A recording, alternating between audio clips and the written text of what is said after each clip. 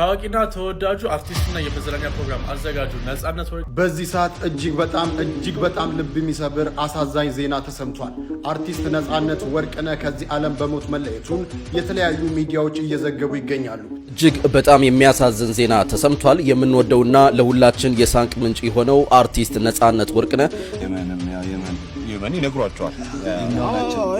እዚህ ጋር የ30 ሰከንድ ስለ ራሴ ልንገራችሁ። በተሰማችሁ ስሜት ብዙ ሰዎች ደውላችሁልኝ ነበረ። ሰላም ጤና ይስጥልኝ። ውድና የተከበራችሁ የንቁሃን ሚዲያ ቤተሰቦች እንደምን አላችሁ? እንደምስጋችሁ ነኝ አለው እግዚአብሔር ይመስገን። በያላችሁበት ሰላም ክርስቶስ ይብዛላችሁ። የተወዳችሁ ውዶቻችን መደጋም እጅግ ሰበር አሳዛኝ በሆነ መረጃ ተመልሼ መጥቻለሁ። ታዋቂውና ተወዳጁ አርቲስት የመዝናኛ አዘጋጁ ፕሮግራም እንግዲህ በኢቢኤስ ላይ ሁላችንም የምናውቀው የኢቢኤስ ድምቀት የሆነው ነጻነት ወርቅነህ በዛሬው ዕለት በጣም እጅግ አሳዛኝ የሆነ መረጃ ተሰምቷል። ከዚህ ዓለም መለየቱ እየተነገረ ይገኛል። በጣም ያሳዝናል ነው እላችኋለሁ። ከዚህ ቀደም እንግዲህ ለመላው ወዳጆቹና አድናቂዎቹ ስለ ጤንነቱ እንደዚህ ብሎ አጋርቶ ነበረና እስኪ መረጃውን ላስደምጣችሁና ሙሉ መረጃውን ማስደምጣችሁ ነው። እዚህ ጋር የ30 ሰከንድ ስለ ራሴ ልንገራችሁ። በተሰማችሁ ስሜት ብዙ ሰዎች ደውላችሁልኝ ነበረ። አመሰግናለሁ። ስለ እኔ ጤንነት ስለተጨነቃችሁ። ስለ ሞቴም ያወጃችሁ አላችሁ። በቲክቶክ እና በፌስቡክ የቀብሩን ቦታ አልተናገራችሁም እና እሱ ይቀራችኋል እና ትንሽ ስነ ምግባር ባለው መልኩ ብንከባበር፣ ስራ ብንከባበር በጣም አሪፍ ነው። ታሟል ሲባል ሞተ፣ ሞቷል ሲባል ተቀበረ ሲባል ተነሳ። እነዚህ ወሬዎች ትንሽ ያስቸግራሉ። እኔ እዚህ ሳገለግላችሁ እኔ ነኝ። ለቤተሰብ ግን ደግሞ በጣም አስፈላጊ ሰው ነኝ። እናንተ ለቤተሰባችሁ እንደምታስፈልጉት ሁሉ ማለት ነው። ስለዚህ የምትጽፉትን ጽሑፍ አስቸጋሪ ሊሆን ስለሚችል ጥንቃቄ አድርጉ። ብቻ አመሰግናለሁ ስለሁላችሁ። ኦኬ፣ እንደሰማችሁት ከዚህ ቀደም እንግዲህ በጣም እጅግ የምንወደውና የምናከብረው የኢቢኤስ ድምቀት የሆነው ነጻነት ወርቅነህ በጣም ብዙ መረጃዎች እንግዲህ ያው እንደዚህ ያለ መረጃዎች ወጥተው ስለነበረ ያው አነጋገሩ እንደምታዩት በጣም እጅግ ታሞ እንደነበረ እና ያው በህይወት መኖሩን ጭምር እየተናገረ ክፉ አትመኙ ብሎ እንግዲህ እንደዚህ ያለ መልእክት አስተላልፎ ነበረ። ያም ሆነ ግን በጣም እጅግ የሚያሳዝን ነገር ነው። በዛሬው ዕለት እንግዲህ በጣም እጅግ አስደንጋጭ የሆነ መረጃ ተሰምቷል።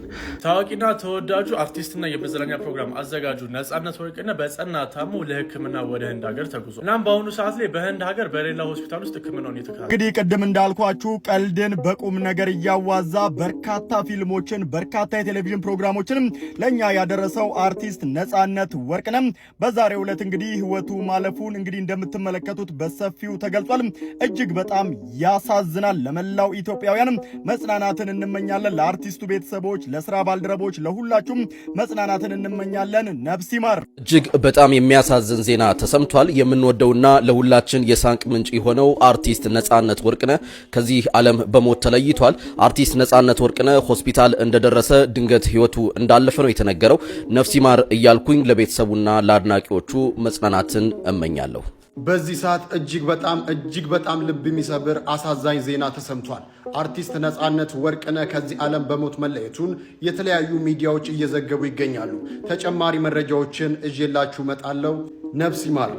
እጅግ ያሳዝናል። አርቲስት ነጻነት ወርቅነህ ከዚህ ዓለም በሞት መለየቱም የተገለጸ ይገኛል። እጅግ የሚያሳዝን መረጃ ነው አሁን ላይ ከሆስፒታል ላይ የወጣ የሚገኘው።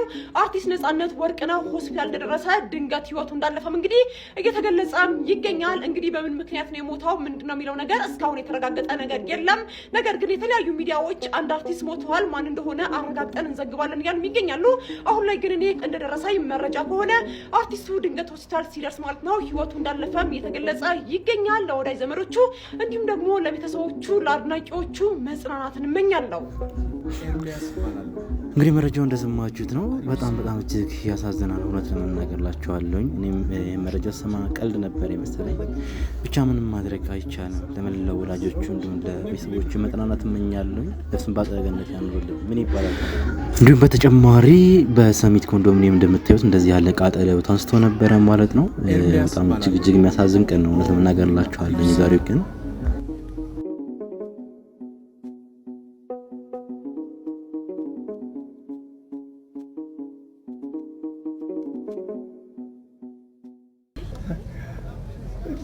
የዚህ ከተማ ልጅ ነሽ?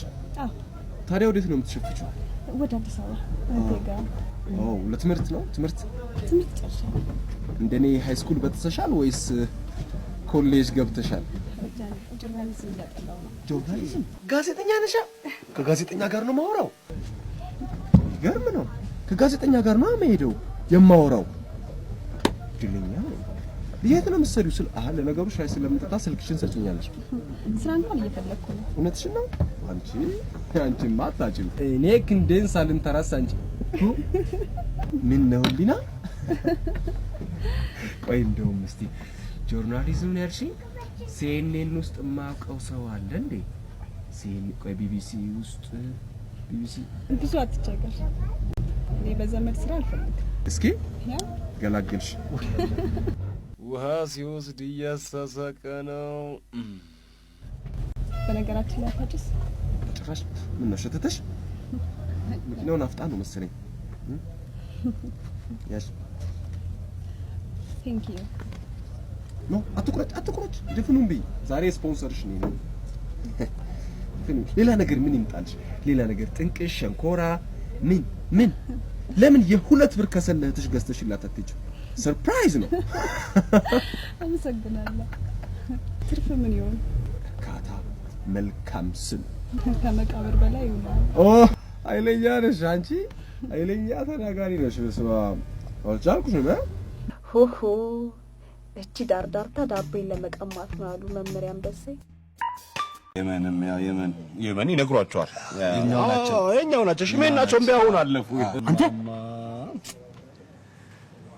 እኛም ካርታለን እንዴ ኢትዮጵያችሁት እኛም ካርታለን ተሰምሮልናል እኮ ወጎጉ እኮ ተይዟል እኮ አናምርም ማማ ምን ይሰማል? ተኩስ ነው። አፍሪካ እኮ ተኩስ እቺትና ማማዬ ኢትዮጵያዬ ከዛ ኢትዮጵያ ስንወጣ እናገኘው ሳውዝ ሱዳን ነው። ከኢትዮጵያ ስንወጣ ነጋቲ ሆነ እንባባልና ሳውዝ ሱዳን ስንገባ በገነጋ በዚህ በኩል በዛ ይቀርበናል። በዛ ይቀርባል። ሳውዝ በዛ በገነጋ ዶፍተኒ እንልና ከዛ ዲአር ኮንጎ ከመላሃ ደሃና ነው ምንም የለንም። ለስራ ነው የምንወጣው። ለስራ ባገር ነው የምንወጣው። ዚምባብዌ እንገባለን። ኮሎኔሉ አሉ ማሽ ያሉ እንደዛ። እሺ ፈልገን እናገኛቸዋለን። ከዛ ቦትስዋና ማንገባም በዛው ነው የምናልፈው። ምን ቦታን እንዴ ይሄን ያህል ለፍተን ማረብ ሀገር ምን አባክ አይደለም። አረብ ሀገር አይደለም የኛ እኮ ነች ቦትሱ። ቀጥሎ ወዴት ነን? ሳውዝ አፍሪካ ስንገባ ፈራል ደረስን። ደርሰናል። ምን ነው በጣም ፈጠን በ120 የነዳ ነው። ድራፍት ቦኖ አስበው እስቲ ጥርቅ ስምንት አረፋው የድራፍቱ አረፋ ወይ ደቡብ አፍሪካ በየአይነት አለ ኖራል። ሂድ ባይኖርስ እኛ እንደድን አንጀምርም እንዴ? ነገ ጥር 8 ቆይ እንዳታሳልፈው። ነገ ጥር 8 ጾመ ገሃድ ወይም ደግሞ የገሃድ ጾም ነው። አዎ የጥምቀት የገሃድ ጾም ነው። ዋዜማው እሁድ አይደለ? ለምን አረብ እንጾማለን ልትሉ ትችላላችሁ። ነገር ግን የቤተ ክርስቲያናችን የሥርዓት መጽሐፍ ፍትሐ ነገሥት በአንቀጽ 15 አንቀጸ ጾም ላይ እንደዚህ ብሏል። የጌታችን የልደት በዓል ገና እና የጌታችን የጥምቀት በዓል ኤጲፋንያ ሁለቱም የገሃድ ጾም አላቸው ይላል። የገናን ገሃድ በተመለከተ ከአንድም 2-3 ቪዲዮ ሰርቻለሁ። ወደ ኋላ መለስ ብላችሁ ማየት ትችላላችሁ። ዛሬ ግን ስለ ጥምቀት ገሃድ እንነጋገራለን። ይሄ ቪዲዮ ያለችው ቀን አንዲት ቀን አጭር ቀን ናትና ጠቃሚ ቪዲዮ ስለሆነ አድራ ለሁሉም ሰው እንዲዳረስ በደንብ አድርጋችሁ ኮፒ ሊንክ እያደረጋችሁ ቪዲዮን እስከ መጨረሻ ተከታተሉት። እሺ አጻጻሙ እንዴት እንደሆነ ልንገራችሁ፣ በደንብ ተከታተሉኝ። ጥምቀት ከማክሰኞ እስከ ቅዳሜ ቀን ድረስ ከዋለ ጥምቀት ከማክሰኞ እስከ ቅዳሜ ቀን ከዋለ ማለትም ጥር 11 ቀን የምትውለው ከማክሰኞ እስከ ቅዳሜ ቀን ባሉት ቀኖች ውስጥ ከሆነ በዋዜማው ማለትም ጥር 10 ቀን እስከ ይሰርቅ ኮከብ ወይም ደግሞ ኮከብ እስከሚወጣ ድረስ እስከ ምሽቱ 1 ሰዓት ድረስ አባቶቻችን 13 ሰዓት ድረስ ይሉታል። እስከ ምሽቱ 1 ሰዓት ድረስ ጾሙ ተብሎ በፍትሐ ነገሥት ታዘዘናል። መቼም ግልጽ ነው ብዬ ነው። ማክሰኞ ቀን 11 ከሆነ ሰኞ ቀን እስከ ምሽቱ 1 ሰዓት ድረስ ዋዜማው ይጾማል ማለት ነው። ቅዳሜ ቀን ከሆነ ደግሞ ጥር 11 የሚሆነው ዓርብ ቀን እስከ ምሽቱ 1 ሰዓት ድረስ ይጾማል ማለት ነው። እሺ በዓለ ጥምቀቱ እሁድ ቀን ቢውል ወይም ደግሞ በዓለ ጥምቀቱ ሰኞ ቀን ቢውል ማለትም ጥር 11 ቀን እሁድ ቀን ወይም ደግሞ ሰኞ ቀን ቢሆን የእሁድ ዋዜማ ቅዳሜ ስለሆነ ቅዳሜ ስለማይጾም ሰንበት ስለሆነ ዓርብ ቀን ቀድመን እንጾመዋለን ማለት ነው። የሰኞ ቀንም ደግሞ ዋዜማ እሁድ ስለሆነ ቀድመን ዓርብን ቀን እስከ ምሽቱ 1 ሰዓት ድረስ እንድንጾም በፍትሐ ነገሥት አባቶቻችን አዝዘውናል። ይሄ ማለት ግን ሁላችሁም ማሰብና ማወቅ ያለባችሁን አንድ ትልቅ ነገር ልንገራችሁ። ቅዳሜና እሁድ ሰንበት ስለሆነ ስለማይጾም ነው እንጂ ዓርብ ቀን ቀድመን የጾም ነው። ቅዳሜና እሁድ ግን የፍስክ ምግብ ሥጋ ይበላል ማለት አይደለም። አዎ ቅዳሜና እሁድን አንውልበትም አንጾመውም ነው እንጂ የፍስክ ምግብ ይበላበታል ማለት አይደለም። አይበላበትም። የፍስክ ምግብ የምንቀምሰው ጥር 11 ቀን ነው ማለት ነው። እሺ ለምሳሌ የዚህ ዓመት ጥምቀት ጥር 11 ቀን መቼ ቀን ነው የሚሆነው? ሰኞ ቀን ነው የሚሆን አይደለ? ጥር 11 ዋዜማው ደግሞ መቼ ነው? ጥር 10 ማለት እሁድ ቀን ነው። እሁድ ቀን ስለማይጾም ስለማይዋል ሰንበት ስለሆነ መቼ ቀድመን እንጾማለን ማለት ነው? ነገ ጥር 8 ዓርብ ቀንን እስከ ምሽቱ 1 ሰዓት ድረስ እንጾማለን ማለት ነው። ይሄ ማለት ግን ቅዳሜና እሁድን የግድፍት ምግብ እንመገባለን ማለት አይደለም። ሰኞ ቀን ጥር 11 ነው የምንገድፈው ወይም ደግሞ የፍስክ ምግብ የምንበላው። ቅዳሜና እሁድን አንውልበትም። የግድፍት ምግብ ሳንበላ ግን ጾሙን ብቻ አስበነው እንውላለን ማለት ነው።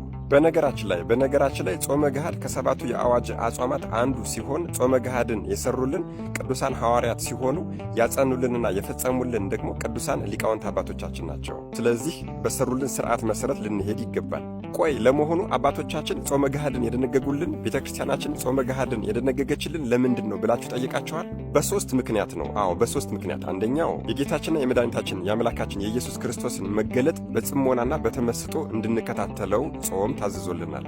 ምክንያቱም በመብላትና በመጠጣት በደስታ በፌሽታ ውስጥ ጽሞና ስለማይኖር ማለት ነው። ሁለተኛ በዓል አከባበራችን እንደ አሕዛባውያን በመብላትና በመጠጣት በመደሰት ብቻ እንዳይሆን ስጋችንን በጾም እንድንቀጣት ጾመ ገሃድ ታዝዞልናል። ሶስተኛውና ዋናው ምክንያት ደግሞ ልደትና ጥምቀት ዓርብና እሮብ በሚውሉ ጊዜ ምግብ በጠዋት በነግህ መቀመስ ስላለበት የዓርብና የእሮብ ቅያሪ ወይም ደግሞ ተውላጥ እንዲሆን ተብሎ ነው ጾመ ገሃድ የታወጀልን ማለት ነው።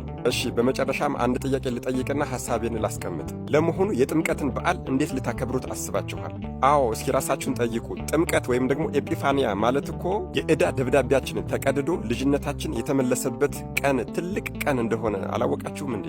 ታዲያ በዚህ ልጅነታችንን በምናገኝበት ታላቅ ቀን በአምልኮና በመንፈሳዊነት ሰበብ እደግመዋለሁ፣ በአምልኮና በመንፈሳዊነት ሰበብ በዘፈንና በመጠጥ እንዲሁም ደግሞ በጭፈራ መደሰቱ ጥሩ ነው። የጌታችን ትልቅ በዓል ልጅነትን ያገኘንበት ቀን ስለሆነ መደሰቱ ጥሩ ሆኖ እያለ ነገር ግን ባፈነገጠ መልኩ ከሥርዓተ ቤተ ክርስቲያን ባፈነገጠ መልኩ በዘፈን በመጠጥ በጭፈራ በዝላይ የጌታችንና የአምላካችን የመድኃኔዓለም የኢየሱስ ክርስቶስን የማዳን ሥራ ከማዘከር ይልቅ ራስን መዝሙር በሚመስል ዘፈን እደግመዋለሁ፣ መዝሙር በሚመስል ዘፈን በመቃኘት በየመሃልም ደስ ሲለን ፖለቲካንም ዘርንም ጣል እያደረግን ለልብስ ፋሽን በመጨነቅና እኔ ከማን አንሳለሁ በማለት ልጅነታችን በተመለሰበት ቀን ልጅነታችንን ልናጣ አስበናል ወይስ እንዴት አድርገን ልናከብረው ነው ዋናው ጥያቄ። ወገኖቼ በዓላት በሚዲያ ታዩ፣ ተመዘገቡ፣ ዩኔስኮ መዘገባቸው አልመዘገባቸው ለእኛ የሚጠቅመን ነገር ያለ ይመስላችኋል እንዴ? ስኬታችን ሊሆን የሚገባው እኮ ሁሉም ሕዝበ ክርስቲያን ለመንግሥተ ሰማያት መብቃቱ ነው እንጂ በዓል አከባበራችን ዝነኛ መሆኑ አይደለም። አዎ ልብ እናድርግ፣ የእኛ ጉዳይ እኮ መለኮታዊ እንጂ ፖለቲካዊ አይደለም። አዎ የእኛ ጉዳይ እኮ መንፈሳዊ እንጂ ዓለማዊ አይደለም። የእኛ ጉዳይ እኮ ዘለዓለማዊ እንጂ ጊዜያዊ አይደለም። ዛሬ እኮ ለታቦተ እግዚአብሔር ክብርን የማይሰጥ ከታቦተ እግዚአብሔር ጋር እየተጋፋ እኩል የሚሄድ ወጣት ነው እንዳለ በሀገሪቱ ላይ የሞላው። ነገ ደግሞ የእኛ ልጆች ምን ሊያደርጉ እንደሚችሉ አስበነዋል? ነገ ነገ ታቦቱን እንሸከም የሚሉ ወጣቶች እንደሚመጡ ምንም ጥርጥር የለው።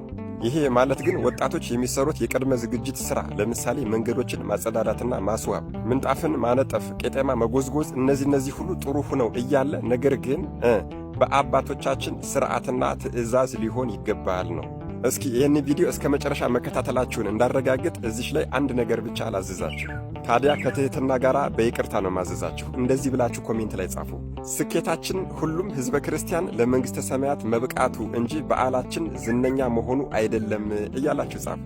ይሄ ቪዲዮ ወቅቱን ያማከለ ጠቃሚ ቪዲዮ ነው። ወጣቱን ይጠቅማል ብላችሁ ካሰባችሁ የምትችሉትን ያክል በደንብ አድርጋችሁ ኮፒ ሊንክ አድርጉልኝ። የማትችሉ ደግሞ ቢያንስ 11 ጊዜ ኮፒ ሊንክ አድርጉት። ሪፖስት ማድረግ ላይክ ማድረግም እንዳይረሳ። መልካም የጥምቀት በዓል ይሁንልን። መድኃኔዓለም ኢየሱስ ክርስቶስ አስተዋይ ልቦናና ሰሚ ጆሮን ይስጠን። አሜን። ይቆየን። በስመ አብ ወወልድ ወመንፈስ ቅዱስ አሐዱ አምላክ ሚመጠን ግርም ትዛቲ ዕለት ወጽእ ትዛቲ ሰዓት እንተባቲ ወርድ መንፈስ ቅዱስ መንፈስ